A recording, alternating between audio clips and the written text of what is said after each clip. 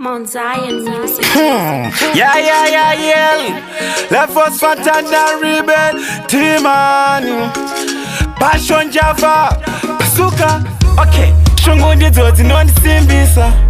Chero sitamu karishibisa. Mwari uyu akandivimbisa. Mob team. Watch me now. Shungutse bofu kuda kuona. Shungutse murwere kuda kupona. Antina airtime dainda fona. Zangu ishungu. Shungutse bofu kuda kuona. Shungutse murwere kuda kupona. Antina airtime dainda fona. Zangu ishungu. Ka life kakanaka ndinotoda. Kutenga mota neimba ndinotoda. Kana mkazi yakanaka ndinotoda. Kana kufeka zvinodhura ndinozvida.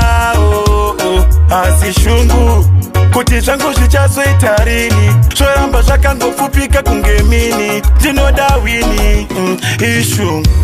Shungutse bofu kuda kuona. Shungutse murwere kuda kupona. Antina airtime dainda fona. Zangu ishungu. Shungutse bofu kuda kuona.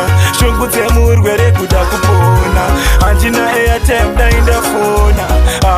Zangu ishungu. Mwana singacheme anofira mbereko. Saka Mwari ndokumbira rufeneko. Anzi handizivi kwendako.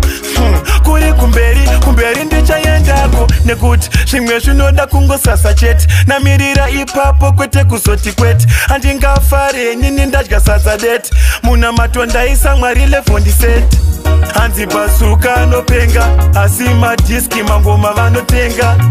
Igodo chete vanondivenga. Dai vari mabhepi pamwe ndaivanyenga. Asi kuLondon ndinoenda. Ndotadza ku UK. Ipapo it's okay. Asvingarambe ndiMwari kavanopa way. Saka kundimaka kundituka zvogobatsirei. Ka life kakanaka ndinotoda. Kutenga mota neimba ndinotoda. Kana mukadzi yakanaka ndinotoda. Kana kupfeka zvinodhura ndinozvida.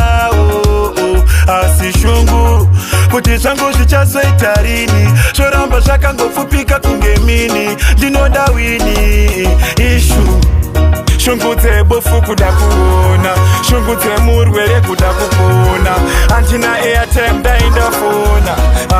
Zangu ishungu. Shungutse bofu kuda kuona. Shungutse murwere kuda kupona. Antina airtime dainda fona. Zangu ishungu. Shungutse bofu kuda kuona. Shungutse murwere kuda kupona. Antina airtime dainda fona. Zangu ishungu.